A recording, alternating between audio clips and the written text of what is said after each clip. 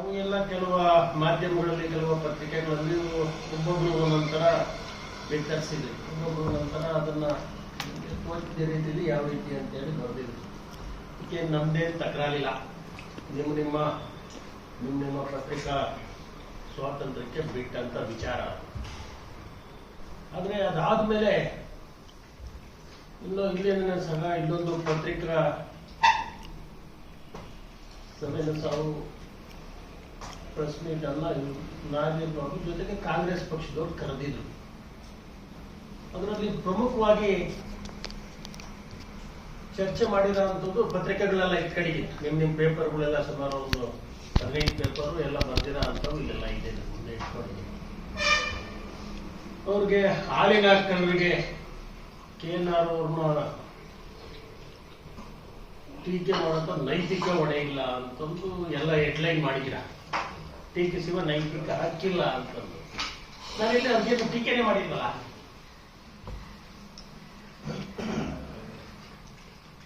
ಟೀಕೆನೆ ಮಾಡಿಲ್ಲ ಅಂತಂದ್ರೆ ಅದ್ರ ಸುದ್ದಿ ಏನಕ್ಕೆ ಬಂದಿಲ್ಲ. ನಾನು ಪತ್ರಿಕೆಗಳಲ್ಲಿ ಇವತ್ತು ಹೇಳಿದಂತ ಸಂದರ್ಭದಲ್ಲಿ, ನಾನು ನಮ್ಮ ಮಾಜಿ MLA ಅವರು ಹೊಡೆದಂತ ಸಂದರ್ಭದಲ್ಲಿ ನಾವು ಒಂದು ಗೌರವಿತವಾಗಿ ಪತ್ರಿಕಾಗೋಷ್ಠಿನ ಮಾಡಿದ್ವಿ ನಾವು. ಯಾಕೆಂದ್ರೆ ಒಂದು ಸಭೆ ಅಂದ್ರೆ ಅದು ದೇವ್ರ ಸಭೆ ಇದ್ದಂಗೆ.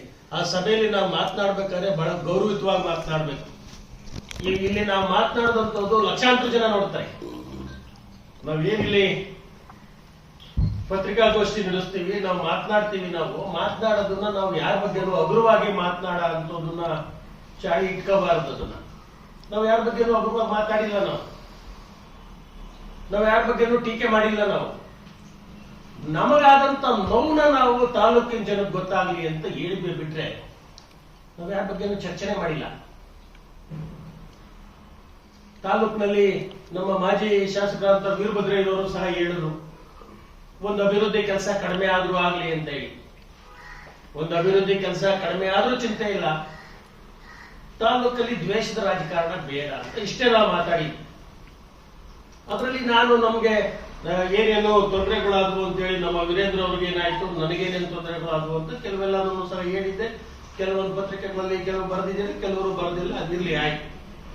ಆದ್ರೆ ನಾವು ಈ ಪತ್ರಿಕಾ ಗೋಷ್ಠಿ ನಡೆಸಿದ್ದೇ ಒಂದು, ಇಲ್ಲಿ ಇವರು ಹೇಳಿರೋದೇ ಒಂದು. ಅದಕ್ಕೂ ಸಂಬಂಧನೇ ಇಲ್ಲ. ನಾವೇನ್ ಮಾತನಾಡಿದೀವೋ ಮಾತನಾಡಿರೋದಕ್ಕೆ ಸಂಬಂಧ ಅಂತ ಅದು ಏನಾದ್ರು ಉತ್ತರ ಕೊಡ್ಲಿ, ಟೀಕೆ ಮಾಡ್ಲಿ, ಸಂತೋಷ, ನಮ್ದೇನು ಅಭ್ಯಂತರ ಇಲ್ಲ. ಜೊತೆಗೆ ಈ ಮನುಷ್ಯನ ನಾನು ಕರಗೆ ಬೆಳಿಗ್ಗೆ ಅಂತ ಹೇಳಿಲ್ಲ. ನಾನು ಒಬ್ಬ ರಾಜ್ಯಕ್ಕೊಬ್ಬನ ದೊಡ್ಡ ಮನುಷ್ಯನ ಕಳ್ಸವ್ರೆ, ಕಾಂತರಾಜು ಅಂತ ಹೇಳ್ಬಿಟ್ಟು ಅವನ್ನ, ಅವರೊಬ್ಬ ಇವರೊಬ್ಬ ಬಾಯೋದಂಗೆ ಮಾತಾಡ್ತಾರೆ. ಇವ್ರನ್ನ ಯಾರು ನಾನು ಟೀಕೆನೂ ಮಾಡಿಲ್ಲ, ಅವ್ರ ಹೆಸರು ಎತ್ತಿಲ್ಲ, ಅವ್ರು ಏನಪ್ಪ ಎತ್ತಪ್ಪ ಅಂತ ನಾನು ಮಾತಾಡ್ಸಿಲ್ಲ. ಇವ್ರು ಹೆಂಗಾಗೈತೆ ಅಂದ್ರೆ ಕಾಂಗ್ರೆಸ್ ಪಕ್ಷದಲ್ಲಿ ಇವತ್ತು ನಾವು ಅವ್ರಿಗೆ ಶಾಸಕರಿಗೆ ಆಗದೋ ಇರೋರ್ಗೆ ನಾವು ಮಾತನಾಡಿದ್ರೆ ನಾವು ದೊಡ್ಡವರಾಗ್ತೀವಿ, ನಮಗೆ ಕಿರೀಟ ಇರ್ತಾರೆ ಅನ್ನೋ ಭಾವನೆಯಲ್ಲಿ ಇವತ್ತು ಮಾತನಾಡೋ ಅಂತ ರೀತಿ ನಾನು ನೋಡ್ತಾ ಇದ್ದೀನಿ. ನಾವು ಹೆಚ್ಚಿಗೆ ಮಾತನಾಡಿದ್ರೆ ನಮ್ಗೆ ಅಲ್ಲೊಂದು ಕಿರೀಟ ಇಕ್ಬೋದು, ಇಲ್ಲ ಇನ್ನೂ ಉನ್ನತ ಹುದ್ದೆ ಕೊಡಬಹುದು ಅನ್ನೋ ದೃಷ್ಟಿಯಿಂದ ಏನಾರ ಮಾತನಾಡ್ತಾವ್ರೆ ನನಗೆ ಅರ್ಥ ಆಗ್ತಾ ಇಲ್ಲ. ನನಗೆ ಹಾಲಿನ ಕಳ್ಳ ಅಂತಂದ್ರೆ ಏನ್ ಅರ್ಥ ಎಲ್ಲ ಹೆಡ್ಲೈನ್ ಮಾಡಿದ್ವಿ. ನಾನು ಇದಕ್ಕೆಲ್ಲ ಉತ್ತರ ಕೊಡಕ್ ಹೋಗ್ಬಾರ್ದು ಅಂತ ಇದ್ದೆ ನಾನು. ಆದ್ರೂ ಸಹ ನಾನು ಇವತ್ತು ನಿಮ್ಗೆ ಉತ್ತರ ಕೊಡ್ಲಿಲ್ಲ ಅಂತಂದ್ರೆ ನಾನು ಒಪ್ಕೊಂಡಂಗಾಗುತ್ತೆ. ನಾನು ಅದಕ್ಕೆ ಉತ್ತರ ಕೊಡ್ಲಿಲ್ಲ ಅಂತಂದ್ರೆ ತಾಲೂಕಿನ ಜನರಿಗೆ, ತಾಲೂಕಿಗೆ ಇವತ್ತು ಎಷ್ಟು ಜನ ಹಾಲು ಉತ್ಪಾದಕರ, ಸುಮಾರು 172 ಹಾಲು ಉತ್ಪಾದಕರ ಸಹಕಾರ ಸಂಘಗಳಲ್ಲಿ ಪ್ರತಿಯೊಬ್ಬರಿಗೂ ಗೊತ್ತವ್ರಿಗೆ. ಆ ಸೆಕ್ಟರ್ ಅಲ್ಲಿ ಇರೋರಿಗೆಲ್ಲನೂ ಸಹ ಗೊತ್ತು, ನಾನೇನು ಅನ್ನೋದು ಗೊತ್ತವ್ರಿಗೆ. ಸರ್ಕಾರನ ಸುಳ್ಳನ ಒಳ್ಳೆನ ಏನು ಅನ್ನೋದು ಎಲ್ಲ ನಾನೇನು ಅವ್ರಿಗೆ ಹೆಚ್ಚಿಗೆ ಹೇಳ್ಬೇಕಾಗಿದ್ದಿಲ್ಲ, ಎಲ್ಲರಿಗೂ ಗೊತ್ತು. ಅವ್ರ ಬಾಯಿಂದನೇ ಸಹ ಮಾತನಾಡ್ತಾರೆ. ಆದ್ರೆ ಈ ನುಡಿದಂತ ತಾಲೂಕಿನಲ್ಲಿರೋ ಜನಗಳಿಗೆ ಎಲ್ಲರಿಗೂ ಗೊತ್ತಿದ್ದಿರೋರ್ಗೆ ಹೇಳ್ಬೇಕಲ್ಲ. ಯಾಕಂದ್ರೆ ನಿಮ್ಗೂ ಒಂಥರ ಅಸಹ್ಯ ಅನಿಸ್ಬೋದು, ಇದೇನಪ್ಪ ಮೊನ್ನೆ ಒಂದು ಪ್ರೆಸ್ ಮೀಟ್, ಇವತ್ತೊಂದು ಪದೇ ಇದೇನು ಅಂತ ನಿಮ್ಗೂ ಒಂಥರದ್ದು ಅನಿಸ್ಬೋದು. ಆದ್ರೆ ಈ ತರ ಎಲ್ಲ ಸ್ಟೇಟ್ಮೆಂಟ್ ಮಾಡಿದ್ರೆ ಅದಕ್ಕೇನು ಮಾನ ಮರ್ಯಾದೆ ಬೇಡವಾ? ಅದಕ್ಕೆ ನಾನು ಈ ಪದ ಬಳಸ್ತೀನಿ, ಅದಕ್ಕೆ ಎಲ್ಲೋಗುತ್ತೆ, ಎಲ್ಲಿ ಬಿಡುತ್ತೆ, ನಾನು ಬಳಸ್ಬೋದಾ ಬಳಸಬಾರ್ದು ಅನ್ನೋದು ಸಾಮಾನ್ಯ ಜ್ಞಾನ ಇಲ್ವಾ?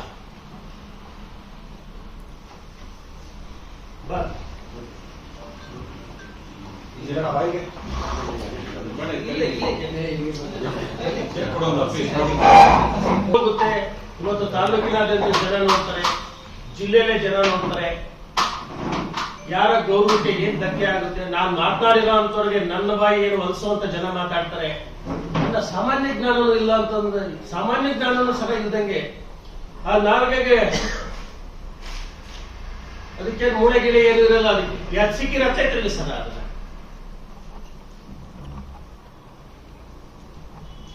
ನನ್ನ ಇತಿಹಾಸದೊಳಗೆ ನಾನು ಇವತ್ತು ಯಾವತ್ತೂ ಒಂದು ಸಣ್ಣ ಕಪ್ ಚುಕ್ಕೆನೂ ಸಹ ನಾನು ಇಟ್ಕೊಂಡಿಲ್ಲ.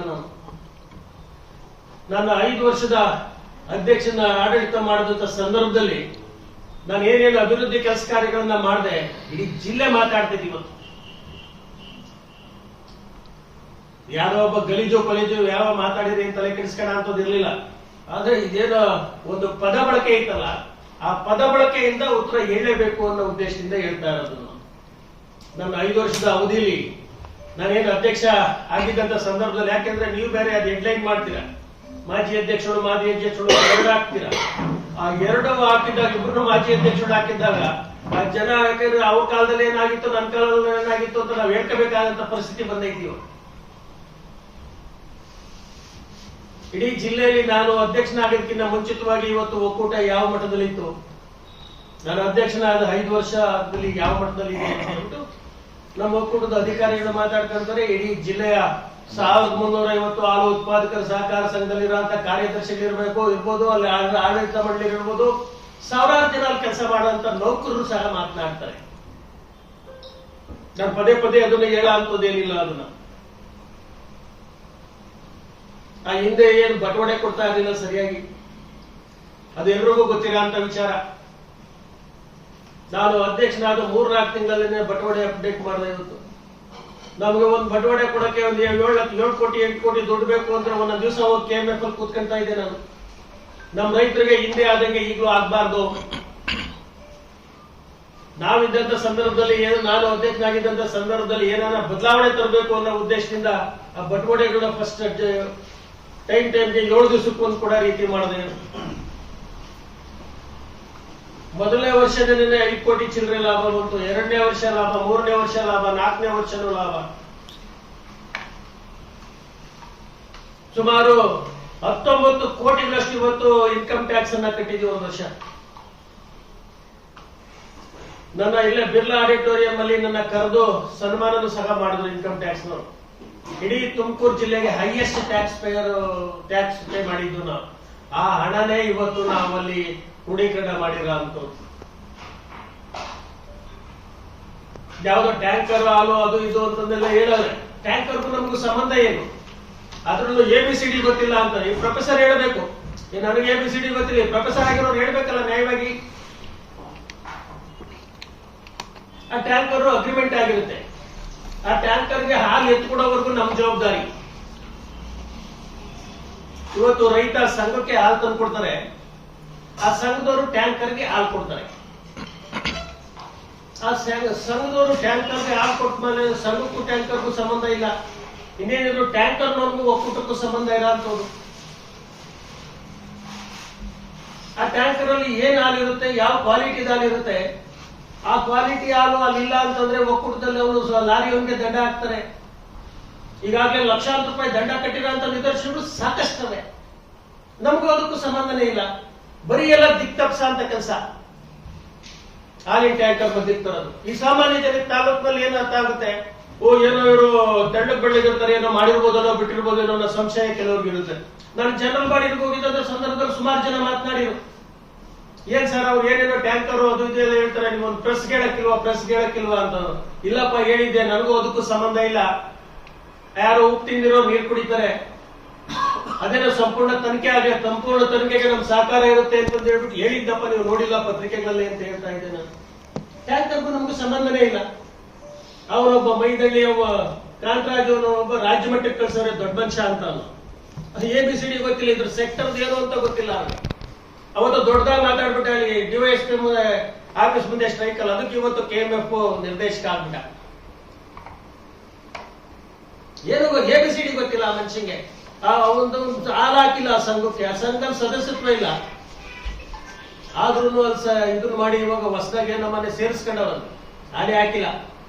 ಈಗ ಯಾರ್ದು ಬೇರೆ ನಾಲ್ನ ಹಾಕಿ ಏನೋ ಮಾಡಿ ವ್ಯವಸ್ಥೆ ಮಾಡಿ ಸೇರ್ಕೊಂಡವ್ರು. ಏನೋ ಅವರೇ ಬಾರ ಕಾನೂನು ಚೌಕಟ್ಟಲ್ಲಿ ಇದು ಸರಿಗಿರುತ್ತೆ, ಕಾನೂನು ಚೌಕಟ್ಟಲ್ಲಿ ಇಲ್ಲ ಅಂದ್ರೆ ಅದು ಅನುಭವಿಸ್ಕೊಂತಾರೆ. ಆದ್ರೆ ಮಾತನಾಡ್ಬೇಕಾದ್ರೆ ಯಾರ ಬಗ್ಗೆ ಏನ್ ಮಾತನಾಡ್ಬೇಕು ಅನ್ನೋದನ್ನ ಸಾಮಾನ್ಯ ಜ್ಞಾನ ಬೇಡ. ನಾನು ಇವತ್ತರ ಏನನ್ನ ಮಳ್ಳನ್ನ ಕದ್ದು ಮಾರಿ ನಾವು ಏನನ್ನ ಜೀವನ ಮಾಡಿದಂತವ್ರ ನಾವು. ಈ ತಾಲೂಕಿನ ಸಂಪತ್ತು ಮಳ್ಳು. ರಾತ್ರಿ ಹೊತ್ತು ಕದ್ದು ಮಾರ್ತಾ ಇದ್ರು. ನಮ್ಮ ಸಿರಾಜ್ ಅವ್ರ ಪತ್ರಿಕೆ ಗೊತ್ತು, ಅಲ್ಲಿ ಕೊಡಗೆರೆಲ್ಲ ಇರೋಂಥವ್ರು. ನಮ್ಮ ಊರಲ್ಲಿ ನಮ್ಮ ತೋಟದ ಮುಂದಗಡೆ ಒಂದು ದಿವಸಕ್ಕೆ 100-110-120 ಲಾರಿಗಳು ಒಂದು ನೈಟ್ಗೆ. ಇವರೆಲ್ಲ ನೈಟ್ ಕದ್ದು ಮಾರಿ ಜೀವನ ಮಾಡಿದಂಥವ್ರು ಇವರು. ನನಗೆ ನೈತಿಕ ಪಾಠ ಹೇಳಕ್ ಬರ್ತಾರೆ, ನೈತಿಕತೆ ಅಂತ ಹೇಳ್ತಾರೆ. ಜೊತೆಗೆ ಇವ್ರಿಗೆ ಯಾರಿಗೂ ಕರ್ಗೆ ಬೆಳಗ್ಗೆ ಅಂತಿಲ್ಲ. ನಾನು ನನ್ನ ಸಂಕಟನ, ನನ್ನ ಅಹವಾಲನ್ನ ನಾನು ತಮ್ಮ ಮುಖಾಂತರ ತಾಲೂಕಿನ ಜನಕ್ಕೆ ಗೊತ್ತಾಗ್ಲಿ ಅಂತ ಹೇಳಿದ್ದು. ನಾವು ಇಂಥವರೆಲ್ಲ ಇವತ್ತು ಅಲ್ಲಿ ಮೊದಲನೇ ಬೆಂಚಲ್ಲಿ, ಫಸ್ಟ್ ಬೆಂಚಲ್ಲಿ ಇಟ್ಕೊಂಡಿರೋದು ಇಂಥ ಗಲೀಜುಗಳನ್ನ.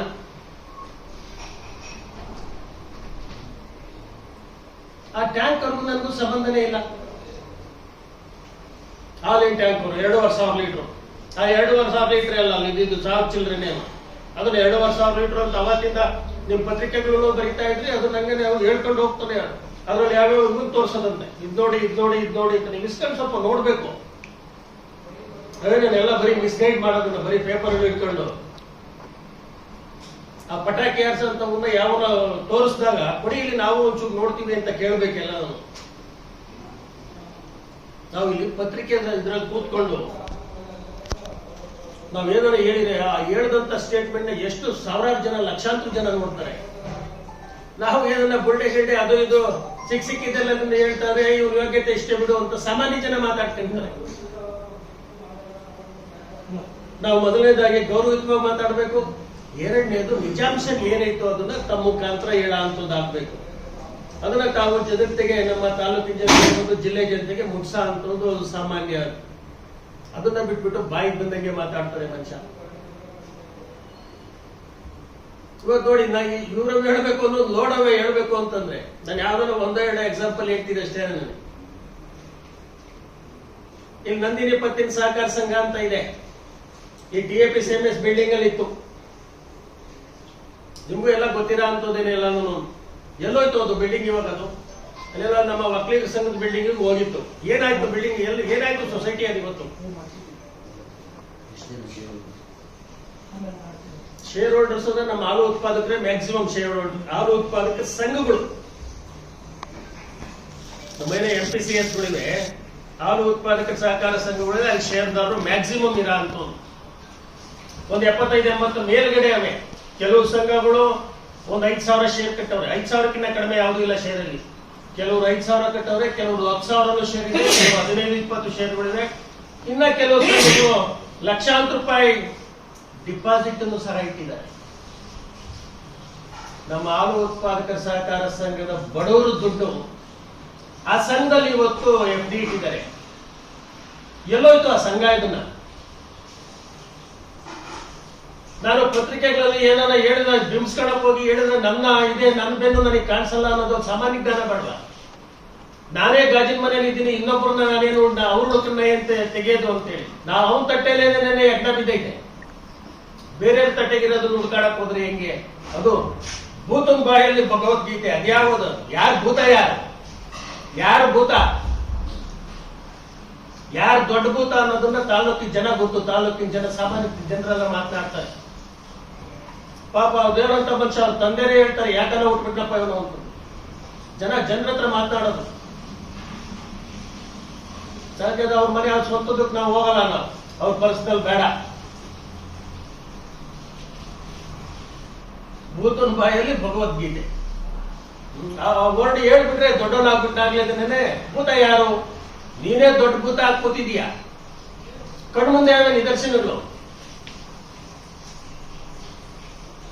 ಎಲ್ಲೋಯ್ತು ಆ ಸಂಘ? ಎಲ್ಲೋಯ್ತು ಇವತ್ತು? ಆ ಸಂಘದಿಂದ ಶೇರ್ದಾರರಿಗೆ ಹಣ ಎಲ್ಲ ಬಂದಿಲ್ಲ. ಇವತ್ತು ಹಣ ಎಲ್ಲೋಯ್ತು? ಆ ಶೇರ್ದಾರರ ಹಣ ಇಂದ ಯಾರು ವಾಪಸ್ ಕೊಡಿ ಅಂತ ಕೇಳಿಲ್ಲ ಆಗ್ಬೋದು, ಒಕ್ಕಣನ. ಅಲ್ಲಿ ಇಟ್ಟಿರೋಂತ ಡಿಪಾಸಿಟ್ ಹಣ ಠೇವಣಿ ಇಟ್ಟಿದ್ರಲ್ಲ, ಆ ಠೇವಣಿ ಹಣ ಎಷ್ಟು ಸಾರಿ ಇವತ್ತು ಸಂಘದವ್ರು ಇವತ್ತು ನಮ್ಗೆ ಸಂಘದಲ್ಲಿ ಬಟವಾಡೆ ಕೊಡಕ್ ದುಡ್ಡಿಲ್ಲ ನಮ್ಗೆ ಹಣ ಕೊಡಿ ಅಂತ ಎಷ್ಟು ಸಂಘದವ್ರು ಲೆಟರ್ ಬರ್ದವ್ರೆ. ಅವ್ರಿಗೆ ಏನಾರ ಹಣ ಕೊಟ್ಟಿದ್ದೀರಾ? ಅವ್ರಿಗೆ ಆ ಹಣ ಎಲ್ಲೋಯ್ತು? ಅದೇನಲ್ಲಿ DC ಬ್ಯಾಂಕ್ ಡೈರೆಕ್ಟರ್ ಆದ್ಮೇಲೆ ಯಾವ KCC ಲೋನ್ ಅವು ಯಾರಿಗೋ ಸಾಲ ಕೊಟ್ಟಿದ್ವಿ, KCC ಲೋನ್ ಎಲ್ಲ ಮಾಡ್ಕೊಂಡು ಸ್ವಲ್ಪ ಹಣ ಪಣ ಎಲ್ಲ ತಗೊಂಡು ಅದೆಲ್ಲ ದೊಡ್ಡ ರಾಮಾಯಣ ಆಯ್ತು. ಅದು ಒಳಗೆ ಎಲ್ಲ ಮುಚ್ಚಾಕೊಂಡು ಅಲ್ಲಿ ಮರವೇಕೆರೆ VSS ನಲ್ಲಿ ಸಿದ್ದಣ್ಣ ಇಲ್ಲಿ ಅವರ ಮರವೇಕೆರೆ VSS ನಲ್ಲಿ ಅವ್ರಿಗೆಲ್ಲದನ್ನು ಸಾಲ ಕೊಟ್ಟಿರೋ ಅಂತವ್ರಿಗೆ KCC ಪಾಣಿ ಕೊಟ್ಟು KCC ಲೋನ್ ಅವ್ರಿಗೆಲ್ಲ ಮಾಡ್ಕೊಂಡು ಆ ದುಡ್ಡು ತಗೊಂಡ್ರು ಅಂತ ಜನ ಮಾತಾಡ್ತಾ ಇದ್ರು.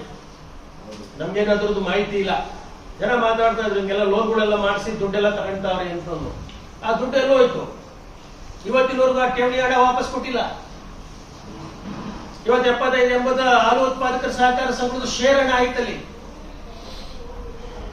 ಅವ್ರಿಗೆಲ್ಲ ಕೊಡ್ಬೇಕಲ್ಲ. ನಿನ್ ಸಂಘ ಮುಚ್ಚಿದ್ದಾದ್ಮೇಲೆ ಅವ್ರಿಗೆಲ್ಲ ಹಣ ವಾಪಸ್ ಕೊಡ್ಬೇಕಲ್ಲ.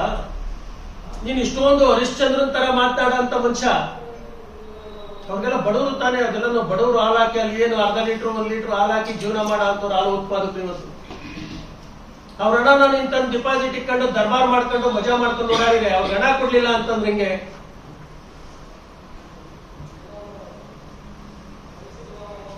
ಅವ್ರ ಸಂಘದಲ್ಲಿ ಇವತ್ತು ಅವ್ರು ನಿಂತ್ಕೊಳ್ಳಕ್ ಅವಕಾಶ ಇಲ್ಲ.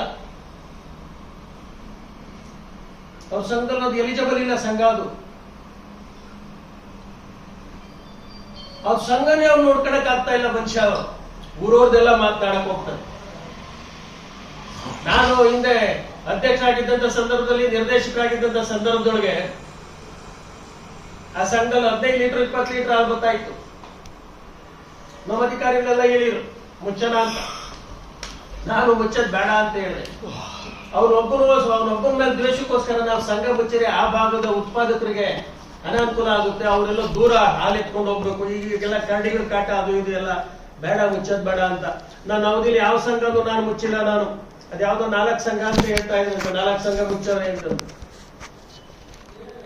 ನಿಮ್ ಪಂಚಾಯತಿ ಯಾವ್ದಾನ ಇದು? ಅಲ್ಲ, ಕಾವಣದಲ ಪಂಚಾಯತಿ ಹೇಳ್ತಾ ಇದ್ರಂತ ಸೊಸೈಟಿ. ಅದು ನಿಮಗಿಂತ ಮುಂಚೆ ಅಲ್ಲ, ನಾನ್ ಮುಚ್ಚಿದ್ದಲ್ಲ, ಅವೇ ಮುಚ್ಚಿರೋದು. ಮಿಟಿಗೇಷನ್ ನಡೀತಾ ಇತ್ತಪ್ಪ. ಚಿನ್ನೇನಹಳ್ಳಿ ಅಲ್ಲೇ ಅವರು ಸೆಕ್ರೆಟರಿ ಪ್ರಾಬ್ಲಮ್, ಅಲ್ಲಿ ಅವ್ರು ಹಾಲು ಬರದೇ ಇದ್ರೆ ಅವ್ರಾಗ ಅವ್ರು ಮಾಡ್ಕೊಂಡ್ರ ಅಂತ. ನೀವು ಬೇಕಾದ್ರೆ ಅವ್ರನ್ನ ಇಂಟ್ರೂ ಮಾಡ್ಬೋದು. ನಾನು ಏನ್ ಮಾತಾಡಿರ್ತೀನೋ ಮಾತಾಡಿರೋದನ್ನ ಹೋಗ ಸಂಘದವ್ರನ್ನ ಇಂಟ್ರೂ ಮಾಡಿರೋ ನಾನು ಏನ್ ಮಾತಾಡಿದ್ರು ನಾನು ಸರಿಗಿರ್ಬೇಕು. ಇಲ್ಲಿ ಒಡೆರಳ್ಳಿ ಒಂದು ಮುಚ್ಚೋಯ್ತು. ಅದು ಅವ್ರು ಹಾಲು ಬರ್ತಾ ಇರಲಿಲ್ಲ. 10 ಲೀಟರ್ 15 ಲೀಟರ್ ಅವ್ರ ಕಾರ್ಯದರ್ಶಿಗೆ ಹಣನೂ ಸಂಬಳನೂ ತಗೊಳಕ್ ಆಗ್ತಾ ಇರಲಿಲ್ಲ, ಮುಚ್ಚಿದ್ರು. ಇನ್ನು ಆಚನಹಳ್ಳಿ ಒಳಗೆ ಅವ್ರಿಗೆ ಸಾಲ ಕೊಡ್ಸಿದ್ದೆ. ಆಚನಹಳ್ಳಿಗೆ ಸಾಲ ಕೊಡ್ಸಿದ್ದೆ ನಾನು. ಅವ್ರು ಕಿತ್ತಾಡ್ಕೊಂಡು ಸಾಲ ಪಾಲ ಅದನ್ನು ವಾಪಸ್ ಕಟ್ತೇನೆ. ನೆನೆ ಅವ್ರ ಸೆಕ್ರೆಟರಿನೇ ಬೆಂಗಳೂರು ಸೇರ್ಕೊಂಡು ಹೋಗಿ ಅವರೆಲ್ಲ ಕಿತ್ತಾಡ್ಕೊಂಡು ಪತ್ತಾಡ್ಕೊಂಡು ಅವ್ರು ಮುಚ್ಚಿರ ಅಂತವ್ರು. ಇದನ್ನ ಮೊಸರು ಪಡಿ ಅಲ್ಲಿ ಲೋಕಲ್ ಇದಕ್ಕೋಸ್ಕರ ಮುಚ್ಚಿರ ಅಂತಂದು ನಾನು ಸಾಕಷ್ಟು ಸಾರಿ ಹೇಳಿದೆ ಅವ್ರಿಗೆ. ನಾನು ಅದನ್ನ ಓಪನ್ ಮಾಡ್ರಿ ಇಂಟೀರಿಯರ್ ಅಲ್ಲಿ ಐತಿ ಅಂತಂದೇಳಿ. ನಾನು ಮುಚ್ಚಿರ ಅಂತ ಒಂದೇ ಒಂದು ಸಂಘ ನಿದರ್ಶನ ಹೇಳ್ಬಿಡ್ಲಿ ಸಾಕು. ಮುಚ್ಚಿದ್ದು ನೀವು ಹೆಸರು ಕೊಟ್ಟು ಅಲ್ಲೇ ಡೈರಿ ಓಪನ್ ಮಾಡಿದ್ದು. ಇವ್ರು ಅದೇ ಊರಿಗೆ ಬೇರೆ ಹಳ್ಳಿದು ಹೆಸರು ಕೊಟ್ಟು ಆ ಪಕ್ಕದಲ್ಲಿ ಸೇರ್ಸ್ಕೊಂಡು ಮಾಡಿರೋದು. ಆತ ಮುಚ್ಚಿರೋ ಗೌಡದಲ್ಲ ಅಂತಂದ್ರೆ ಅಲ್ಲೊಂದು ಬಿಲ್ಡಿಂಗ್ ಎಲ್ಲ ಆಯ್ತು. ಅದನ್ನ ಫಾರ್ಮಾಲಿಟೀಸ್ ಕಾನೂನು ಪ್ರಕಾರ ಎಲ್ಲ ಹೋದ್ರೆ ಅದನ್ನ ಲಿಕ್ವಿಡೇಟ್ ಅಧಿಕಾರಿಯನ್ನ ಅಪಾಯಿಂಟ್ ಮಾಡಿ ಅದನ್ನೆಲ್ಲ ಕಾನೂನು ಪ್ರಕಾರ ಮಾಡ್ಬೇಕಾದ್ರೆ ವರ್ಷಾಂಗಟ್ಲೆ ಆಗುತ್ತೆ. ಸಹಕಾರ ಇಲಾಖೆಗೆ ಅಲ್ಲೆಲ್ಲ ಹೋಗ್ಬೇಕದು. ಅದಕ್ಕೋಸ್ಕರ ನಾನು ಹೇಳಿದೆ, ಅದು ಪಕ್ಕನೇ ಬೊಮ್ಮೆತಿನಹಳ್ಳಿ, ಅಲ್ಲೇನೇನೆ ಒಂದು ನಿಮಿಷನೂ ಇಲ್ಲ ವಾಕಬಲ್. ಆ ಊರ ಹೆಸರನ್ನ ತಗೊಂಡೋಗಿ ಕೊಟ್ರೆ ನಾವು ಆಗಲ್ಲ ಅಂತೇಳಿ ಬೊಮ್ಮೆತಿನಹಳ್ಳಿ ಅಂತ ಹೇಳ್ಬಿಟ್ಟು ಆ ಊರವ್ರಿಗೆ ಅನುಕೂಲ ಆಗ್ಲಿ ಅಂತ ಒಂದು ಸಂಘನೂ ಮಾಡ್ಕೊಟ್ಟಿದ್ದೀನಿ ನಾನು. ಇಡೀ ತಾಲೂಕಲ್ಲಿ ಒಂದು ಸಂಘ ತೋರಿಸ್ತೀವಿ ನಾನು ಯಾವ್ದನ್ನ ನಾನು ವೈಯಕ್ತಿಕವಾಗಿ ಮುಚ್ಚಿರ ಅಂತ. ನಾವು ಜನಗಳಿಗೆ ಅನುಕೂಲ ಆಗ್ಲಿ ಅಂತಂದ್ರೆ ನಮ್ಮ ರಾಜಕಾರಣ ದ್ವೇಷಗಳು 1000 ಇರ್ತವೆ. ಏನೇ ಇರ್ಲಿ ನಮ್ಮ ಇದಕ್ಕೋಸ್ಕರ ಆ ಭಾಗದ ಉತ್ಪಾದಕರಿಗೆ, ಬಡವರಿಗೆ, ಬಗ್ಗರಿಗೆ ಅನಾನುಕೂಲ ಆಗ್ಬಾರ್ದು ಅನ್ನೋ ದೃಷ್ಟಿಯಿಂದ ನಾನು ಮಾಡ್ಕೊಂಡು ಬಂದಿರ ಅಂತ.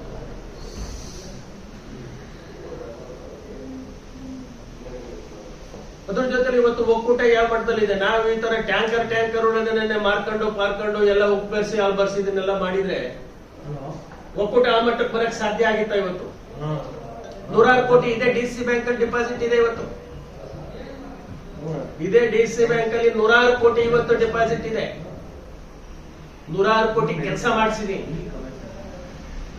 ಎಲ್ಲ ಏನಪ್ಪಾ ಅಂತಂದ್ರೆ ಒಳ್ಳೆ ಮಾರ್ಕೆಟ್ ಹುಡುಕ್ದೆ. ಇವತ್ತು ಬಾಂಬೆ ಅಂತ ಮಹಾನಗರದಲ್ಲಿ 1000 ಕಿಲೋಮೀಟರ್ ಆಗುತ್ತೆ ಅಲ್ಲಿ ಮಾರ್ಕೆಟ್ ಮಾಡಿದೀನಿ. ನನ್ನ ಅವಧಿಲಿ ಮಾರ್ಕೆಟ್ ಮಾಡಿದೀನಿ. ಇವತ್ತು 2 ಲಕ್ಷ ಚಿಲ್ಲರೆ ಹಾಲು ಮಾರಾಟ ಆಗ್ತಾ ಇದೆ. ಒಂದು ಫ್ಲೆಕ್ಸಿ ಪ್ಯಾಕ್ ಮಾಡಿದೀನಿ ಇವತ್ತಲ್ಲಿ. ಆ ಫ್ಲೆಕ್ಸಿ ಪ್ಯಾಕ್ ಅಂದ್ರೆ 3 ತಿಂಗಳ ಕಾಲ ಹಾಲು ಕೆಡದೆ ಇರೋ ಅಂತದ್ದು.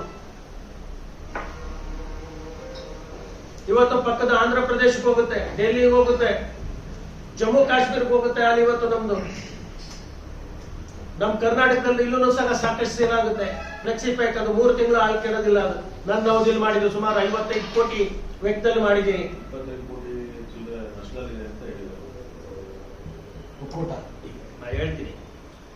ಇವತ್ತು ಆ ಫ್ಲೆಕ್ಸಿ ಪ್ಯಾಕ್ ಅನ್ನು ಮಾಡಿದ್ರೆ ಇವತ್ತು ಒಂದು 3 ಲಕ್ಷ ಹಾಲ್ನ ಮಾರ್ಕೆಟ್ ಹುಡುಕಿದ್ಕೆ ಇವತ್ತು ಒಕ್ಕೂಟ ಇವತ್ತು ಸದೃಢವಾಗಿದೆ. ಇವತ್ತು ಆ 3 ಲಕ್ಷ ಲೀಟರ್ ಹಾಲು ನಮ್ಮ ಇದಕ್ಕೆ ಪೌಡರ್ ಹೋಗಿದ್ರೆ ಇನ್ನೂ ನಷ್ಟನೇ ಆಗೋಗೋದು, ಪೂರ್ತಿ ನಷ್ಟ ಆಗೋಗೋದು ಒಕ್ಕೂಟನೇ. ಇವತ್ತು ಆ ಒಕ್ಕೂಟದ ಅಧಿಕಾರಿಗಳು ಯಾರಿಗಾನ ಅಲ್ಲಿ ಕೆಲಸ ಮಾಡ್ತೀರಾ ಅಂತವ್ರಿಗೆ ನಾನು ಇವರು ಅವರು ಹೆಸರು ಅಂತ ಹೇಳಲ್ಲ. ನೀವ್ ಯಾರಿಗಾನ ಹೋಗಿ ಇಂಟರ್ವ್ಯೂ ಮಾಡ್ಕೊಳ್ಳಿ.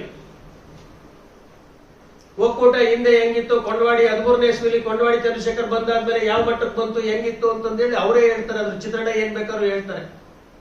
ಅವ್ರು ಇನ್ನೂ 5 ವರ್ಷ ಇರ್ಬೇಕು, ಇನ್ನು 10 ವರ್ಷ ಇರ್ಬೇಕು ಅಂತ ಹೇಳ್ತಾರೆ. ಬಿಟ್ರೆ ಅವ್ರು ಯಾಕಪ್ಪ ಬಂದ್ರು ಈ ಸಂಸ್ಥೆಗೆ ಅಂತ ಹೇಳೋದು ಯಾರು ಒಬ್ಬರು ಹುಡುಕಿ ಸಾಕು. ಇಷ್ಟೆಲ್ಲ 100 ಕೋಟಿಗಳು ಕೆಲಸ ಮಾಡಿಸಿದ್ದೀನಿ. ಕಣ್ಮುಂದೆ ಇರೋ ಅಂತದ್ದು. ಇವತ್ತು ಇಡೀ ತಾಲೂಕಲ್ಲೆಲ್ಲ BMC ಮಾಡಿಸಿದ್ದೀನಿ. ಇವಾಗ ಕಾಲದಲ್ಲೆಲ್ಲ ಅದನ್ನು ಹಾಲು ಇವಾಗ ಹೊರಗಡೆಯಿಂದ ಬೆಳಗ್ಗೆ 5:30, 6 ಗಂಟೆಗೆ ಹಾಲು ಕರಿಯೋರು. ಆ ಹಾಲು ಇಲ್ಲಿ ನಮ್ ಇದಕ್ಕೆ CC ಬರ್ಬೇಕು ಅಂತಂದ್ರೆ 10:30, 11 ಗಂಟೆ, 12 ಗಂಟೆ ಆಗೋದು. ಎಲ್ಲ COB ಆಗೋದು, ಕ್ಯಾನೆ ಹೊಡೆದು. ಇವತ್ತು ತಾಲೂಕಲ್ಲಿ ಇರ್ಬೋದು, ಜಿಲ್ಲೆಯಲ್ಲಿ ಇರ್ಬೋದು, ಒಂದ್ ನಿದರ್ಶನದಲ್ಲಿ COB ಆಗೈತೆ ಅಂತೇಳಿ. ಅದು ಎಲ್ಲೆಲ್ಲ ಬೇರೆ ಕ್ವಾಲಿಟಿ ಅದು ಲೋ ಲ್ಯಾಕ್ಟೋಮೀಟರ್ ಅದ್ರ ಬೇರೆ COB ಆಗೈತೆ ಅಂತ ಯಾವ್ದನ್ನ ಒಂದ್ ಹೇಳಿ. ಇವತ್ತು ಸಾಕಷ್ಟು BMC ನಮ್ಮ ತಾಲೂಕಲ್ಲಿ 21, 22 BMC ಮಾಡಿಸಿದ್ವಿ. ಒಂದು 110 ಹೊಸ BMCಗಳು ಮಾಡಿಸಿದ್ವಿ, ಬಲ್ಕ್ ಮಿಲ್ಕ್ ಕೂಲರ್ ಅಂತಂದೇಳಿ. ಇದೆಲ್ಲ ಮಾಡಿರೋದಕ್ಕೆ ಇವತ್ತು ಒಕ್ಕೂಟ ಇವತ್ತು ಸದೃಢವಾಗಿ ನಡ್ಕೊಂಡು ಹೋಗ್ತಾ ಇರೋದು. ನನ್ನ ದೃಷ್ಟಿ ಏನಪ್ಪಾ ಅಂತಂದ್ರೆ ಇವತ್ತು ತುಮಕೂರು ಹಾಲು ಒಕ್ಕೂಟನ ಲಕ್ಷಾಂತರ ಜನ ರೈತರು ಅದನ್ನ ನಂಬ್ಕೊಂಡಿದ್ದಾರೆ, ಉತ್ಪಾದಕರು. ಅಲ್ಲಿ ಕೆಲಸ ಮಾಡ್ತೀರಾ ಅಂತ 1000 ಜನ ಇವತ್ತು ನೌಕರರು ಅದ್ರ ಮೇಲೆ ಡಿಪೆಂಡ್ ಆಗಿದ್ದಾರೆ.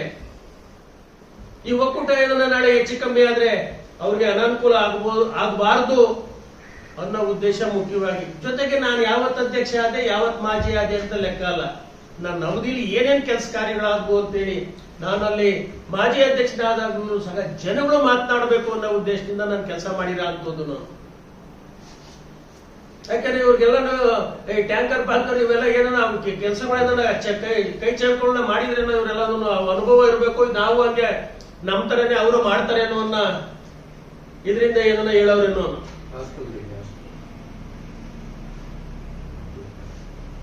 ಇವತ್ತು ರಾಜ್ಯದಲ್ಲೇ ಒಂದು ರೈತ ಕಲ್ಯಾಣ ಟ್ರಸ್ಟ್ ಅಂತ ಮಾಡಿ ಇಡೀ ರಾಜ್ಯದಲ್ಲಿ ಯಾವ ಒಕ್ಕೂಟದಲ್ಲೂ ಇಲ್ಲ. ಇವತ್ತು ಹೆಣ್ಣು ಮಕ್ಕಳ ಕಾಸ್ಟ್ ಇವತ್ತು ರಾಜ್ಯದಲ್ಲೇ ಯಾವ ಒಕ್ಕೂಟದಲ್ಲೂ ಇಲ್ಲ. ಇವತ್ತು ಒಂದು ಹೆಣ್ಣು ಮಕ್ಕಳಿಗೆ ಒಂದು 300 ಜನ ಸುಸಜ್ಜಿತವಾದಂತಹ ಹಾಸ್ಟೆಲ್ ಅನ್ನ ಮಾಡಿದೆನು. ಯಾರು ನಮ್ಮ ಉತ್ಪಾದಕರು ಸತ್ತಂತವ್ರಿಗೆ ಇವತ್ತು 50,000 ಕೊಡ್ತಾ ಇದ್ವಿ. ಯಾರೋ ಹೇಳೋರೆ ಎಲ್ಲ ಹಿಡ್ಕೊಂಡು ಹೋಗ್ತಾ ಇದ್ದೀವಿ, ಎಲ್ಲ ಕೊಡ್ತಾ ಇದ್ದೀವಿ ಚೆಕ್ ಅಂತಂದೇಳಿ. ಒಂದೇ ಒಂದು ಚೆಕ್ ಕೊಟ್ಟಿದ್ದಾರೆ ಯಾರಿಗಾನ ಇವತ್ತಿನವರೆಗೂ ನಮ್ಮ ಹಾಲು ಉತ್ಪಾದಕರು ಯಾರನ್ನ ಸತ್ತೋಗಿರ ಅಂತಂದ್ರೆ ಒಂದೇ ಒಂದು ಸಿಂಗಲ್ ಚೆಕ್. ಅದ್ರ ಜೊತೆಗೆ ನಮ್ಮ ಉತ್ಪಾದಕರ ಮಕ್ಕಳಿಗೆ ವಿದ್ಯಾಭ್ಯಾಸಕ್ಕೆ ಅವ್ರಿಗೆ ಸಹಾಯ ಮಾಡ್ತಾ ಇದ್ವಿ. 10,000 BE ಓದಂತವ್ರಿಗೆ BSc AG, MSc AG, doctor ಓದಂತವ್ರಿಗೆ 25,000 ಕೊಡ್ತಾ ಇದ್ವಿ. ನಮ್ಮ ಬಡವ್ರ ಮಕ್ಕಳು ಅಟ್ಲೀಸ್ಟ್ ಅವ್ರಿಗೂ ಫೀಸ್ ಕಟ್ಟಕ್ಕೆ ಅನುಕೂಲ ಆಗ್ಲಿ ಅನ್ನೋ ದೃಷ್ಟಿಯಿಂದ ಯಾವ್ದಾರ ಒಂದು ಚೆಕ್ ಕೊಟ್ಟವ್ರ ಅಂತ ಕೇಳಿ. ಇನ್ಶೂರೆನ್ಸ್ ಚೆಕ್ ಕೊಡ ಅಂತದ್ದು, ಇನ್ಶೂರೆನ್ಸ್ ಕಾಮನ್ ಆಗಿ ನಡ್ಕೊಂಡು ಹೋಗ ಅಂತದ್ದು. ಆ ಇನ್ಶೂರೆನ್ಸ್ ನನ್ನ ಅವಧಿಯಲ್ಲಿ ಮಾಡಿದಂಥದ್ದು. ಇನ್ಶೂರೆನ್ಸ್ ಅನ್ನ ರಾಷ್ಟ್ರಗಳಿಗೆ ಇನ್ಶೂರೆನ್ಸ್ ಅನ್ನು ಸಹ ನಾನೇ ಪ್ರಥಮ ತಂದಿದ್ದ. ಬೇರೆ ಒಕ್ಕೂಟಗಳು ಸಾಕಷ್ಟು ಸಾರಿ ಇದ್ವು, ಆದ್ರೆ ಇಲ್ಲಿ ಯಾರು ಮಾಡಿರ್ಲಿಲ್ಲ. ಇವತ್ತು 50,000, 60,000, 70,000 ಕೊಟ್ಟು ಹಸುಗಳು ತಂದಿರೋರು ಅದೇನ ಸತ್ರೆ ಆ ಮನೆಗೆ ಆ ಸಂಕಟ ಅವ್ರೊಬ್ಬರಿಗೆ ಗೊತ್ತಾಗೋದು. ಆ ನೋವನ್ನ ಹೇಳ್ಕೊಳೋರು ನಮ್ಗೆ. ನಮ್ಮ ಮನೇಲಿ 1 ಹಸ ಇತ್ತು, 2 ಹಸ ಇತ್ತು, ಅದರಿಂದ ಜೀವನ ಮಾಡ್ತಾ ಇದ್ವಿ. ಇದ್ದಕ್ಕಿದ್ದಂಗೆ ಸತ್ತೋಯ್ತು. ಇವತ್ತು ನಾವು ಸಂಸಾರ ನಡೆಸೋದೇ ಕಷ್ಟ ಆಗೈತೆ. ದಯಮಾಡಿ ಏನಾದ್ರು ಒಕ್ಕೂಟದಿಂದ ನಮ್ಗೆ ಸಹಾಯ ಮಾಡಿ ಅಂತಂದ್ರು. ಕಾನೂನು ಚೌಕಟ್ಟಲ್ಲಿ ನಾವೇನು ಸಹಾಯ ಮಾಡಕ್ ಆಗ್ತಿರ್ಲಿಲ್ಲ. ಅದಕ್ಕೋಸ್ಕರನೇ ಇವತ್ತು ಇನ್ಶೂರೆನ್ಸ್ ಅನ್ನ ಪ್ರಾರಂಭ ಮಾಡಿದೆ. ಇವತ್ತು ನಾನು ಪ್ರಪ್ರಥಮ ಪ್ರಾರಂಭ ಮಾಡಿದಾಗ 15-16 ಸಾವಿರ ರಾಸುಗಳಿಗೆ ಮಾಡಿಸ್ತಾ ಇದ್ವಿ. ಇವತ್ತು 2 ಲಕ್ಷಕ್ಕೆ ಹೋಗಿದೆ. 1,80,000, 90,000, 2 ಲಕ್ಷ ತಲುಪಿದೆ. ಇವತ್ತು ಜಿಲ್ಲೆಯಲ್ಲಿ 2 ಲಕ್ಷ ಹಸುಗಳಿಗೆ ಇವತ್ತು ಇನ್ಶೂರೆನ್ಸ್ ಮಾಡ್ತಾರೆ. 190, 180, 185 ಒಂದೊಂದು ವರ್ಷ ಒಂದೊಂದು ರೀತಿ ಆಗ್ತಾ ಇರ್ತದೆ. ಅಷ್ಟು ಜನಗಳಿಗೆ ಇವತ್ತು ಅನುಕೂಲ ಆಗುತ್ತೆ. ನಮ್ಮ ಇಲ್ಲಿ ಹಿಂದೆ ನಾನು ಅಧ್ಯಕ್ಷನಾಗಿದ್ದಾಗ, ನಿರ್ದೇಶಕನಾಗಿದ್ದಾಗ ನೀವೇ ನೋಡಿದ್ರೆ ಚೆಕ್ಗಳು ಕೊಡ್ತಾ ಇರೋ ಅಂತದ್ದು ಅದೇನು ಸುಳ್ಳು ಹೇಳ ಅಂತದ್ದೇನಿಲ್ಲ. ಆ ಚೆಕ್ಗಳನ್ನ ಕೊಡ್ತಾವ್ರೆ ಟ್ರಸ್ಟ್ ಮುಖಾಂತರ. ಅದ್ ಬಿಟ್ರೆ ಬೇರೆ ಏನ್ ಮಾಡ್ತಾವ್ರೆ? ಇನ್ನು ಸಾಕಷ್ಟು ಯೋಜನೆಗಳು ಎದುರು. ಹಾಸ್ಟೆಲ್ ಒಂದು ನಡೆಸ್ತಾ ಇರೋದು ನಾನು ಹೇಳಿದೆ, ಹಾಸ್ಟೆಲ್ ಈಗಲೂ ನಡೀತಾ ಇದೆ ಅಂತಂದ್ರೆ. ಸಿಸಿ ಕ್ಯಾಮ್ರಾ ಇರ್ಲಿಲ್ಲ ಅಂದ್ರೆ ಹಾಸ್ಟೆಲ್ಗೆ ಇವ್ರು ಬಂದ ಸಿಸಿ ಕ್ಯಾಮ್ರಾ ಅದು ಯಾವ ದೊಡ್ಡ ವಿಚಾರ? ಅದು ಸಿಸಿ ಕ್ಯಾಮ್ರಾ ನಾನು ಹಾಸ್ಟೆಲ್ ಒಳಗೆ ಹಾಕ್ಸಿದ್ದೆ. ನಾನು ಹೆಣ್ಣು ಮಕ್ಳು ಹಾಸ್ಟೆಲ್ ಸರ್ ಅಲ್ಲ, ಅದ್ರ ಬಗ್ಗೆ ABCD ಗೊತ್ತಿಲ್ಲ. ಅದ್ರ ಬಗ್ಗೆ ಎಲ್ಲ ಹೆಣ್ಣು ಮಕ್ಕಳಿಗೆ ಸಿಸಿ ಕ್ಯಾಮ್ರಾ ಒಂದೇ ಅಲ್ಲ. ನನಗೆ ಹೇಳ್ತಾರೆ ಇವರು ಪ್ರೊಫೆಸರ್ಗಳು ABCD ಗೊತ್ತಿಲ್ಲ ಅಂತಂದೇಳಿ. ಹೆಣ್ಣು ಮಕ್ಕಳಿಗೆ ಸುಸಜ್ಜಿತವಾಗಿರ್ಬೇಕು ಅಂತ ಹೇಳಿ ಸಿಸಿ ಕ್ಯಾಮ್ರಾನು ಹಾಕ್ಸಿದ್ದೆ. ಅವ್ರಿಗೆ ಹೆಣ್ಮಕ್ಳಿಗೆ ಬಿಸಿನೀರು, ಹೆಣ್ಮಕ್ಳು ಸ್ನಾನ ಮಾಡುವಾಗ ಅವ್ರಿಗೆ ಬಿಸಿನೀರ್ಗೆ ಅನುಕೂಲ ಆಗ್ಲಿ ಅಂತ ಸೋಲಾರ್ ಹಾಕ್ಸಿದ್ದೀನಿ. ಆಮೇಲೆ ಅಂತ ಹೇಳ್ತಾರಲ್ಲ, ಸಿಸಿ ಕ್ಯಾಮ್ರಾ ಇರ್ಲಿಲ್ಲ, ನಾವು ಹೇಳ್ತೀನಿ ಮುಂದಕ್ಕೆ. ಸೋಲಾರ್ ಹಾಕ್ಸಿದೆ. ಅದಾದ್ಮೇಲೆ ಆ ಮಕ್ಕಳು ಕೇಳ್ಕೊಂಡ್ರು, ನಮ್ಗೆ ಹುಷಾರಿಲ್ಲ ಅಂತಂದ್ರೆ ಬಿಸಿನೀರಿಗೆ ತೊಂದರೆ ಆಗುತ್ತೆ, ಅವರು ಭಟ್ರು ಯಾವಾಗ್ಲೂ ಬರ್ತಾರೆ ಅಡಿಗೆ ಮಾಡಿದ್ದಾಗಿದ್ಮೇಲೆ ಅಂತ ಬಿಸಿನೀರಿಗೆ ವ್ಯವಸ್ಥೆ ಮಾಡಿಸಿದ್ವಿ ಮಕ್ಕಳಿಗೆ. ಆಮೇಲೆ ಕಾಫಿ ಬೇಕು ಬೆಳಿಗ್ಗೆ ಅಂತಂದ್ರೆ ಕಾಫಿ ವ್ಯವಸ್ಥೆ ಮಾಡಿದೆ. ನಮ್ಮ ಮನೆಯಲ್ಲಿ ಯಾವ ರೀತಿ ಅನುಕೂಲ ನಮ್ಮ ಮಕ್ಳಿಗೆ ಮಾಡ್ತೀವೋ ಅದೇ ರೀತಿ ಆ ಮಕ್ಳುಗಳಿಗೂ ಮಾಡಿದ್ವಿ. ಅವ್ರು ಹೇಳ್ತಾ ಇರೋದು, ನಾನು ಇದ್ದಂತ ಸಂದರ್ಭದಲ್ಲಿ ನನ್ನ ಅವಧಿಯಲ್ಲಿ ಎಲ್ಲ ಇತ್ತು. ಅದಾದ್ಮೇಲೆ ಬಿಲ್ಡಿಂಗ್ ಅದನ್ನ ನಮ್ಮ ಇವರು ಮಠದ್ದು ಬಿಲ್ಡಿಂಗ್, ಅದು ಸಿದ್ಧಗಂಗಾ ಮಠದ್ದು, ಅದನ್ನು ಹೋದ ವರ್ಷ ಸಿದ್ಧಗಂಗಾ ಮಠದವರು ಒಂದು ಹಾಸ್ಪಿಟ್ಲು ಆಯ್ತಲ್ಲಿ, ವೈದ್ಯಕೀಯ ವಿದ್ಯಾಲಯಲ್ಲಿ ಅವ್ರಿಗೊಂದು ಹಾಸ್ಪಿಟ್ಲ್ ಅಲಾಟ್ ಆಗಿದ್ದಕ್ಕೆ ಅದನ್ನ ಬೇಕು ಅಂತ ಹೇಳಿ ಬಿಡಿಸ್ಕೊಂಡ್ರು. ಆ ಬಿಡಿಸ್ಕೊಂಡಾದ್ಮೇಲೆ ಬಾಡಿಗೆ ಬಿಲ್ಡಿಂಗ್ಗಳು ಮಾಡಿದ್ವಿ, 3 ಬಿಲ್ಡಿಂಗು. ಆ ಬಾಡಿಗೆ ಬಿಲ್ಡಿಂಗ್ಗಳಲ್ಲಿ ಅಲ್ಲಿ ಏನ್ ಹಾಕ್ಸಿದ್ರೋ ಬಿಟ್ಟಿದ್ರೋ ನಾನು ಯಾಕೆ ಹೋಗ್ಲಿ ಅಲ್ಲಿಗೆ?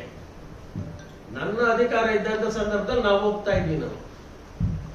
ನಾನು ತಿಂಗಳಿಗೂ 2 ತಿಂಗಳಿಗೂ 3 ತಿಂಗಳಿಗೂ ವಿಸಿಟ್ ಮಾಡ್ತಾ ಇದ್ದೆ. ನಾನು ಇವಾಗ ಆ ಕಡೆ ಹೋಗೋದಿಲ್ಲ. ಅಲ್ಲೇ ಸಿದ್ಧಗಂಗಾ ಹಾಸ್ಪಿಟ್ಲ್ ಪಕ್ಕದೇ ತಗೊಂಡಿದ್ವಿ. ಒಂದೇ ಬಿಲ್ಡಿಂಗ್ ಇತ್ತು ಅವಾಗ. ಅಷ್ಟು ಜನಕ್ಕೆಲ್ಲ ಒಂದೇ ಬಿಲ್ಡಿಂಗ್ ಆಗೋದು. ಅಲ್ಲೆಲ್ಲ ವ್ಯವಸ್ಥೆನೂ ಸಹ ಇತ್ತು. ನಿನಗೆ KMF ನಿರ್ದೇಶಕ, ನಿನ್ಗೆ ಇಲ್ಲಿಗೇನಪ್ಪ ಸಂಬಂಧ ಇಲ್ಲ? ಇಲ್ಲಿ ಸಿಸಿ ಕ್ಯಾಮ್ರಾ ಹಾಕ್ಸ ಅಂತದ್ದು ನೀನ್ ಕಾನೂನು ವ್ಯಾಪ್ತಿ, ನಿನ್ಗೆ ಏನ್ ಅಧಿಕಾರ ಅಂತ ಗೊತ್ತೈತೇನಪ್ಪ ನಿನಗೆ? ಫಸ್ಟ್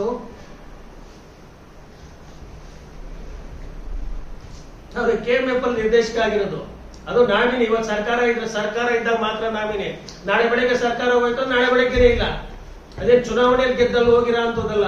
ಚುನಾವಣೆಯಲ್ಲಿ ಗೆದ್ದು ಎಲ್ಲ ಹೋಗಿ ಮಾಡಿದ್ರೆ ಮೀಸೆ ತೀಡ್ಲಿ ಒಪ್ಕೊಳ್ಳೋದ ಬೇಕಾರೆ.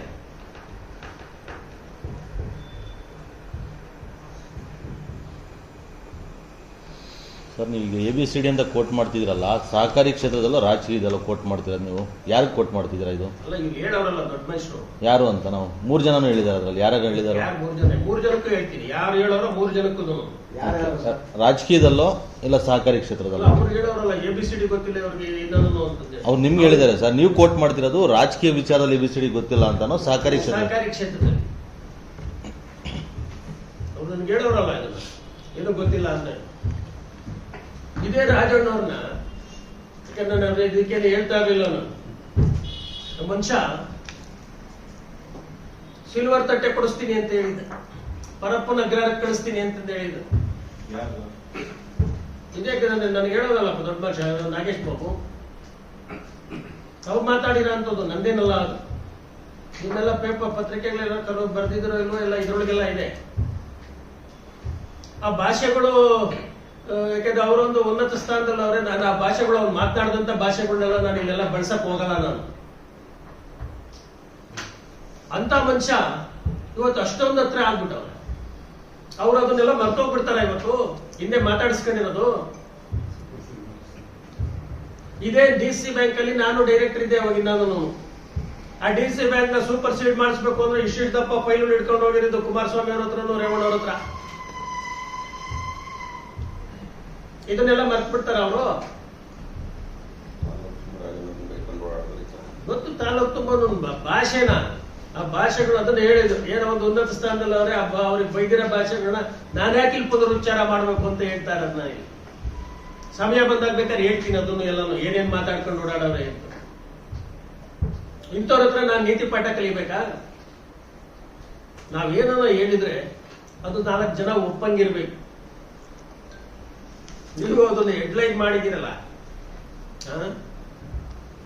ಅದಕ್ಕೆ ನಿಮ್ಗೆ ಇಷ್ಟನ್ನ ಹೇಳಿ ನಾನು ಅಲ್ಲಿ ಏನೇನು ನಾನು ಈ ರೀತಿ ಕಳ್ಳಪಳ್ಳ ಟ್ಯಾಂಕರು ಪಾಂಕರು ಅದು ಇದು ಮಾಡಿದ್ರೆ ನಾವು ಇನ್ನು ಯಾವ ಮಟ್ಟದಲ್ಲಿ ಇರ್ಬೇಕಾಗಿತ್ತು ನಾವು.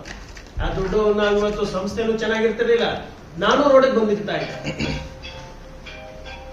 ಕಾಳಿನಂತೆ ಯಾವತ್ತಿದ್ರು ಮುಂಡೆನೆ ತಾನೆ. ಇವತ್ತು ಎಷ್ಟು ದಿವಸ ಬೇಕು ಕದ್ದು ಮುಚ್ಚಿ ಹಾಲು ಕುಡಿತೈತೆ, ಈಚೆ ಬರ್ಲೇಬೇಕಲ್ಲ. ಆ ರೀತಿ ಮಾಡಿದ್ರೆ ಈ ಸಂಸ್ಥೆ ಈ ಮಟ್ಟಕ್ಕೆ ಬರ್ತಾ ಇತ್ತು ಇವತ್ತು. ಕಳ್ತನ ಆಗಿ 3 ಜನ ಸಸ್ಪೆಂಡ್ ಆದ್ರಲ್ಲ. ಪುನಃ ಕಳ್ಳತನ ಮಾಡಿದ್ರೆ ಯಾವ ಟ್ಯಾಂಕರ್ ಸಂಬಂಧ ಟ್ಯಾಂಕರ್ FIR ಆಗೈತೆ, ಅವನು ಇದ್ರ ಮೇಲೆ ಒಂದು ದುಡ್ಡು ಐತೆ, ಡಿಪಾಸಿಟ್ ಐತೆ, ಆ ಡಿಪಾಸಿಟ್ ಕಟಾವಣೆ ಮಾಡ್ತಿರ್ತೀವಿ. ಮನೆ ಯಜಮಾನರು ನೀವು ಚೆಕ್ ಮಾಡ್ಲಿಲ್ಲ, ಅವಾಗ ಚೆಕ್ ಮಾಡಿದ್ರೆ ಅವರು ಕಳ್ಳತನ ಮಾಡ್ತಿರ್ಲಿಲ್ಲ. ಈಗ ನಾನು ನಿಮ್ಗೆ ಅರ್ಥ ಆಗ್ಲಿಲ್ಲ. ಇವತ್ತು ಒಬ್ಬ ಹಾಲು ಉತ್ಪಾದಕ ಅವನು ಹಾಲು ತಂದು ಸಂಘಕ್ಕೆ ಕೊಟ್ರೆ ಉತ್ಪಾದಕನ ಜವಾಬ್ದಾರಿ ಮುಗ್ದೋಯ್ತು. ಅವ್ನು ಹಾಲು ತಂದು ಸಂಘಕ್ಕೆ ಹಾಕಿದ್ರೆ ತಿರ್ಗಿ ಸಂಘದೊಳಗೆ ಏನಾಯ್ತು ಎತ್ತಾಯ್ತು ಅಂತ ಅವ್ನಿಗೇನ್ ಬೇಕಿಲ್ಲ. ಅವನಿಗೆ ಸಂಘದಲ್ಲಿ ರೆಕಾರ್ಡ್ ಆಯ್ಟ್ರೆ ಅವ್ನು ಹಣ ಕೊಡ್ಬೇಕಾಗಿರೋಂಥ ಜವಾಬ್ದಾರಿ ಸಂಘದ್ದು. ಆ ಸಂಘದಿಂದ ಒಕ್ಕೂಟಕ್ಕೆ ಹಾಲು ಕೊಟ್ರೆ ಸಂಘದ ಜವಾಬ್ದಾರಿ ಮುಗ್ದೋಯ್ತು. ಇನ್ನು ಒಕ್ಕೂಟಕ್ಕೂ ಟ್ಯಾಂಕರ್ ನೋಡಿಗೆ ಸಂಬಂಧ ಇರೋ ಅಂತವ್ರು.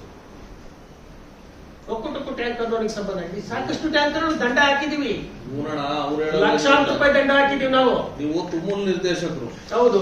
ತುಮೂಲ್ ನಿರ್ದೇಶಕರಾದ್ಮೇಲೆ ಟ್ಯಾಂಕರ್ ಜವಾಬ್ದಾರಿ ನಿಮ್ದಿರಲ್ವಾ? ಯಾವುದು? ಅವರು ಸಂಘದವರು ಹಾಲು ಹಾಕಿದಾಗ ಹಾಲು ಡೈರಿನವ್ರು ತಗೊಂಡೋಗ್ಬೇಕಾದ್ರೆ ತುಮೂಲ್ನವ್ರ ನಿರ್ದೇಶಕರ ಪಾತ್ರನೇ ಇರಲ್ಲ. ನಿರ್ದೇಶಕರ ಪಾತ್ರ ಏನಿರುತ್ತೆ ಹೇಳಪ್ಪ ನೀನು? ಜವಾಬ್ದಾರಿ ಇರ್ತದಲ್ಲ. ಏನ್ ಜವಾಬ್ದಾರಿ ಇರುತ್ತೆ ಹೇಳು? ಒಬ್ಬ ನಿರ್ದೇಶಕ ಲಾರಿಯಿಂದ ಓಡಾಡ್ತಾರ. ಈಗ MD ಅವರೆಲ್ಲ ನಿಮ್ಗೆ ತಾನೇ ಬರೋದು. ಯಾವುದು? MD ಅವರು ಅಧಿಕಾರಿಗಳು ಎಲ್ಲ ನಿಮ್ ಕೈನಾಗ ಇರ್ತಾರಲ್ಲ. ಹೌದು. ಅವ್ರಿಗೆ ನೀವ್ ಹೇಳ್ಬೇಕಾಗಿತ್ತು, ಹಾಲು ಕಳ್ತಾನ್ಗಳು ಆಗ್ತಾವ್ರೆ, ಉಪ್ಪೆರಿಸ್ತಾವ್ರೆ, ಹಾಲು ಬರುತ್ತಾವ್ರೆ. ಯಾವತ್ತು ನಮ್ ತಾಲೂಕಲ್ಲಿ ಹಾಗೆ ಇಲ್ವಲ್ಲ ಇವತ್ತಿನವರೆಗೂ, ಯಾವ್ದು ಒಂದು ನಿದರ್ಶನನೂ ಇಲ್ವಲ್ಲ. ಮೊನ್ನೆ ಆಯ್ತಲ್ಲ 3 ಅಧಿಕಾರಿಗಳು ಅದಲ್ಲೇ ಹೇಳ್ತಾ ಇರೋದು. ಒಂದು ಬಿಟ್ರೆ ಅದು ಯಾವ್ದೋ ಒಂದು ಬಿಟ್ರೆ ಪ್ರೆಸ್ ಮೀಟ್ ಮಾಡಿ ಹೇಳ್ಬೋದಾಯ್ತು ಅಧಿಕಾರಿಗಳಿಗೆ. ಏನಂತ? ಇದು ಈ ತರ ಎಲ್ಲ ಇಂತ ಘಟನೆಗಳು ನಡೀಬಾರ್ದು ಮಾಡಿದೀನಲ್ಲಪ್ಪ. ನಿಮ್ ಪ್ರೆಸ್ ಅಲ್ಲೇ ಪತ್ರಿಕೆಗಳಲ್ಲೇ ಬಂದೈತೆ, ಅಲ್ಲೇ ಡೈರಿಲೇ ಮಾಡಿದೆ. ಯಾರೋ ಉಪ್ಪಿಂದವ್ರು ನೀರು ಕುಡಿತಾರೆ, ಅದಕ್ಕೆ ಸಂಪೂರ್ಣ ಸಹಕಾರ ಇರುತ್ತೆ ಅಂತಂದೆಲ್ಲ ಹೇಳಿದೆ. ನೀವೇ ಬರ್ದಿದ್ದೀರಾ? ಅದು ನೀವೇ ಬರ್ದಿದ್ದೀರಾ ಪತ್ರಿಕೆಗಳಲ್ಲಿ. ಅಲ್ಲ, ಜೊತೆಗೆ ಒಬ್ಬ ನಿರ್ದೇಶಕ ಸಾಮಾನ್ಯವಾಗಿ ಜನರಲ್ ಹೇಳ್ತಾ ಇರೋದು, ಟ್ಯಾಂಕರ್ ಇಂದ ಯಾರು ಓಡಾಡಕ್ಕಾಗಲ್ಲ. ನಮ್ಮ ಅಧಿಕಾರಿಗಳು ಟ್ಯಾಂಕರ್ ಇಂದ ಓಡಾಡಕ್ಕಾಗುತ್ತೆ. ಯಾವತ್ತೋ ಒಂದ್ ದಿವಸ, ವಾರಕ್ಕೋ 2 ದಿವಸಕ್ಕೋ 3 ದಿವಸಕ್ಕೋ ಹೋಗಿ ಚೆಕ್ ಮಾಡಬಹುದು. ಅದನ್ನ ಈಗಲೂ ಮಾಡ್ತಾರೆ. ಸಂಘಗಳಿಗೆ ಹೋಗಿ ಅಲ್ಲಿ ಟೆಸ್ಟ್ ಗಿಷ್ಟು ಅದು ಇದನ್ನೆಲ್ಲ ಚೆಕ್ ಮಾಡ್ತಾರೆ. ಅಲ್ಲಿ ಸಂಘದಲ್ಲಿ ಏನ್ ಹಾಲು ಬರುತ್ತೆ, ಏನ್ ಕ್ವಾಲಿಟಿ ಬರುತ್ತೆ ಅಂತ. ಡೈಲಿ ಓಡಾಡಕ್ಕಾಗುತ್ತಾ ನೈಟ್ ಎಲ್ಲ? ನಾನು ಸಾಧ್ಯನ ಯಾರನ್ನ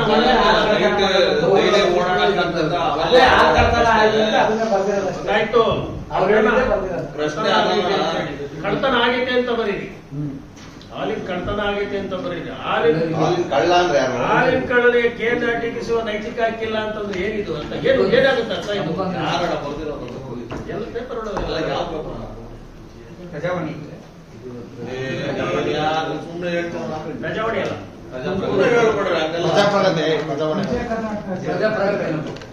ಅವ ಇಲ್ಲೆಲ್ಲ ಪೇಪರ್ ಬರ್ತಾರೆ. ಬೇರೆ ಬೇರೆ ಪೇಪರ್ ಒಳಗೆಲ್ಲ ಬೇರೆ ಪೇಪರ್ ಯಾರೇ ಆಗಿಲ್ಲ.